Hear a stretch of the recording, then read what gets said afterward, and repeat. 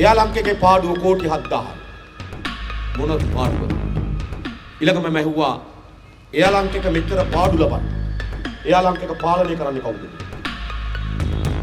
ප්‍රියංකර ජයරත්න කිව්වා එයා ලංකේගේ සභාපති නිශාන්ත වික්‍රමසිංහ. මම දන්නවා එයාට. මම ඇහුවා නිශාන්ත වික්‍රමසිංහ කියලා කියන්නේ ශ්‍රීලන්ති නෝනාගේ අයියාද කියලා. දැන් කවුද එයා ලංකේගේ සභාපති? ශ්‍රීලන්ති නෝනාගේ අයියා. මහින්ද මහත්තයාගේ මාසිනා. කෝටි 7000යි පාඩුව. ඊළඟ මම ඇහුවා එයා ලංකේක පාලනය කරන්න තරම් අධ්‍යාපන සුසුකම් මොනවද කියලා කොච්චර ඉගෙනගෙන තියෙනවද? ප්‍රියංකර ජයරත්න කිව්වා සාපේ. මම මොකක්? එයා ලංකේගේ සභාපති සාපේ. සාපයක් නම් තමයි. රට. ඊළඟ මම ඇහුවා සාපේ පාස්ද කියලා. ඒක පාසුත්. කවුද මේ? මහින්ද මහත්තයාගේ මාසිනා. එයා ලංකේගේ සභාපති.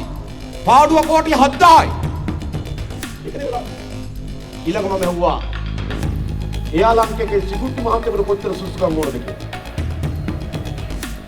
ප්‍රියංකර ජයරත්න කිව්වා නිකම් බෑ. සිකුට්ටි කියන්නේ ලොකු වගකීමක්. ඒ ලෙවල් වැඩ තුනක් ඕනේ. යකඩ. එයා ලංකේගේ සිකුට්ටි මහත්තයාට ඒ ලෙවල් වැඩ තුනක්. සභාපති සාපේ පේ. ඔන්න මාසිනා. හොඳද රට? අපිට මුනාසලට මොකක්ද මේ රට කරලා තියෙන්නේ? ඒ මාසිනා තමයි පහුගියද. මැලේසියාවේ ඉඳන් කටුනායකට ගුවන් යානයක් පිටත් වෙලා ඉන්නේ. මේ මාසිනා ගිහිල්ලා හිටිය නෝනත් එක්ක shopping සිංගප්පූරු. සිංගප්පූරුවට shopping ගිහලා තිබ්බ නෝනත්. හැබැයි සිංගප්පූරුවෙන් පිටත් වෙන්න තියෙන ගුවන් යානේ පැයක් ප්‍රමාදයි. පැයක් ප්‍රමාදෙයි. දැන් මොකද කරේ? මැලේසියාවේ ඉඳන් එන ගුවන් යානේ හැරෙව්වා සිංගප්පූරුවට. පැයක් ඉන්න බැරුවට මාසිනාටයි නෑනටයි ගුවන් තොටුපොළේ. මතකද බං? අපි අර ත්‍රිවිල් එකක් අතවනලා ගෙන්න ගන්න ඒ වගේ. උඩ යන ගුවන් යානේ මැලේසියාවෙන් පිටත් වෙලා කටුනායකට එන්නේ. මාසිනා ඉන්න සිංගප්පූරු ගුවන් තොටුපොළේ. සිංගප්පූරුවෙන් එන එක පැයක් ප්‍රමාදයි. මොකද කරන්නේ? ගුවන් යානේ හරවනවා ආපහු සිංගප්පූරුවට. අම්මගේ අප්පගේ දේපලද මේගොල්ලන්ගේ? අපි අහන්නේ කවුරුද? සිංගප්පූරු ගුවන් තොටුපොළක ගුවන් යානය බස්සලා නංගන්න කීයක් ගන්න? කටුනායක ගුවන් තොටුපොළේ ගුවන් යානයක් බස්සලා නංගන්න ඩොලර් 5000ක් ගන්න. ලක්ෂ 6මාරක් ගන්න. සිංගප්පූරු ගුවන් තොටුපොළේ ගුවන් යානයක් නංගලා බස්සන ආසන්න වශයෙන් ලක්ෂ 10කට වඩා ගන්න. හැබැයි සතයක්වත් ගන්න නැති ගුවන් තොටුපොළක කිනවලු. ගුවන් යානය බස්සලා නංගන. ඒ මොකක්ද? මත්තද? ඩොලර් 2500ක් ගණමින් හිටියා. මේ ළඟදී කැබිනට් පත්‍රිකාවක් දැම්ම සතයක්වත් අය කරන්න නැතුව බලමු එතකොටවත් එයිද කියලා. දැන් මාසිනා හිතන් ඉන්නේ නැත්තේ සිංගප්පූරු ගුවන් තොටුපොළ මත්තල වගේ කියලා. උඩ යන ගුවන් යානේ බැස්සුවා එතෙන්ට මතක තබගන්න. හරවලා බැස්සුවා.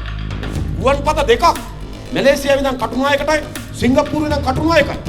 ගුවන් පත දෙකක් ජාත්‍යන්තර නීතිය අනුව හදිසි තත්වයකට ඇර වෙන ගුවන් තොටුපොළ ගුවන් යානය බාන්න බෑ. නමුත් නඩු දාන්නේ සුදු වෑන් කරගෙන. එක මගියෙක්වත් එකට විරුද්ධ නඩු දාන්න. ගුවන් යානක වැඩියම තෙල් පිච්චෙන්නේ බස්සන කොටයි නංගන කොටයි.